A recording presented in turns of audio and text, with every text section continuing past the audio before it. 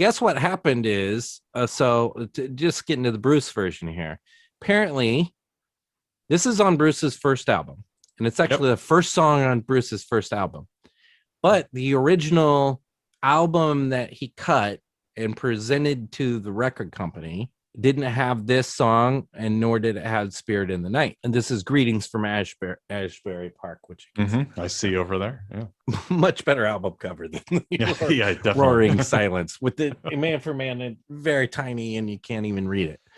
So he presented the album to the record company, and then Clive Davis was like, gotta have a couple of hits. And instead of throwing a fit or doing anything like that, Bruce is like, sure. Grabs his rhyming dictionary apparently and writes this song in very quick fashion. But that doesn't mean that it's just a throwaway thing that doesn't mean anything. And going back to that VH1 Storytellers, he was basically going through each lyric and saying that, for instance, like in Indians in the Summer, he's like, that's my little league baseball team I was on.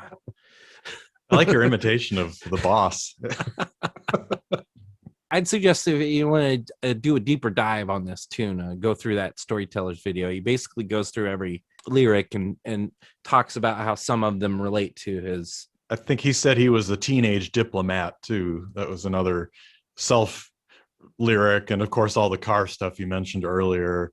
That's all because we know a lot of Bruce songs talk about cars and hot rods and things like that. So it's very much like the teenage boy kind of thing. So let's talk more about the music in the Bruce thing. Definitely starts way differently. It starts with a sort of a interesting kind of lick, and you can on that, I think it's the Storytellers version where it's just him and acoustic. You can really hear him sort of digging into the guitar lick right at the beginning there, Dave.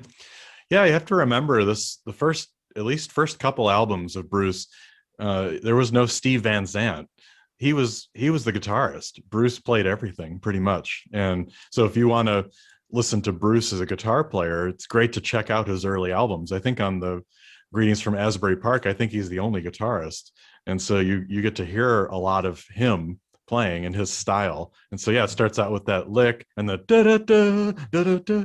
It's a way peppier kind of peppier with Clarence Clemens wailing on the sax. And that's another thing. The because they went back and had to record a couple more tracks, Clarence Clemens was brought in for that, just that, and it's that song in Spirit of the Night, which if you think about parts. Both of those songs, fantastic Clarence Clemens, stand out. So that would, I believe, stick Clarence Clemens with the E Street Band from then until his passing. So and Spirit of the Night is comparing Bruce songs, it's hard to rank them, but I'd put Spirit of the Night way up there. Personally. Oh, it's a great one. I really, really enjoy that song. So no, it's great. This Blinded by the Light is much more, like you said, peppier. It's like ragged, I think would be a good word, but in a good way, like a ragged kind of like they're having fun. Like it's a very fun version. Yeah.